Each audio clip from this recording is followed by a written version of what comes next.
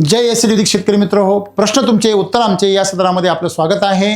मधुकर गवळी, नांद्रा कोळी, बुलढाणा यांनी प्रश्न विचारलाय की जर 100% एसिडिक वापरल्यानंतर देखील कधी कधी समस्या जाणवतात, याचं कारण काय? मित्र हो, पहिली गोष्ट म्हणजे 100% एसिडिक वैदिक म्हणजे काय हे समजून घेणं गरजेचं। 100% एसिडिक म्हणजे फक्त एसिडिकच वापरणं, केमिकल नाही वापरलं म्हणजे 100% होत नाही। 100% म्हणजे सम्राट बेसल डोस, RNPH, त्याच्यानंतर SSM, ह्युमस गोल्ड आणि कृषी अमृत यांचं समप्रमाणामध्ये वापर करणं हा पहिला झाला 30%। दुसरा आहे मिल्क चार्जर पासून तयार झालेलं गो अमृत वापरणं हे 33% आणि अमृत जलचा वापर कंपल्सरी पाण्याद्वारे करणं म्हणजे फवारणीसाठी, ड्रेंचिंगसाठी या तिघांचं 33% मिळून 99% होतं तिघांचं। आणि 1% व्यवस्थापन म्हणजे तुम्ही खत बेसल डोस कुठे टाकता, त्याच्यामध्ये तुम्ही रासायनिक खतांचा वापर करता की नाही, विधिपथ्य साधनांचा वापर करता की नाही, या सगळ्या गोष्टींचा अभ्यास एकत्रितपणे म्हणजे 100% वापर करणे। यातही तुम्ही बेसल डोस रेग्युलर टाकता का? 2 बेसल डोसच्या मध्ये LSQ शिलाजीत गेली पाहिजे हे आणि सॉइल चार्जर तुमचं रेग्युलर दर हप्त्याला गेलं पाहिजे 2-2 लिटर। ह्या सगळ्या गोष्टी जर तुम्ही फॉलो केलं तर तुम्ही 100% एसिडिक वैदिक तुम्हाला म्हणू शकता। आता मुद्दा असा होतो की ज्या शेतकऱ्यांना नवीन वापर सुरू आहे त्यांनी पहिला बेसल डोस 100% टाकलाय,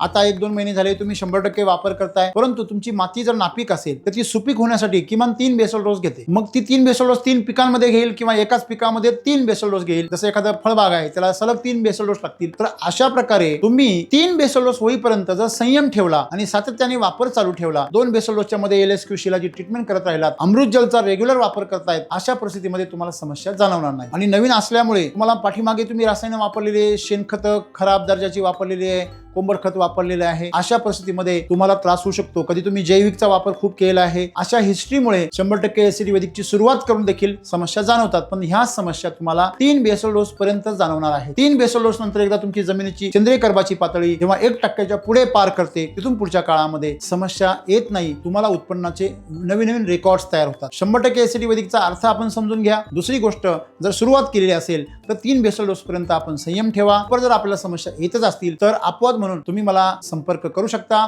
98 81 79 80 28 या नंबरवर आपण व्हॉट्सअप करा किंवा आपण कॉल करा। आपल्याला त्या ठिकाणी व्यक्तिगत मार्गदर्शन केले जाईल। धन्यवाद।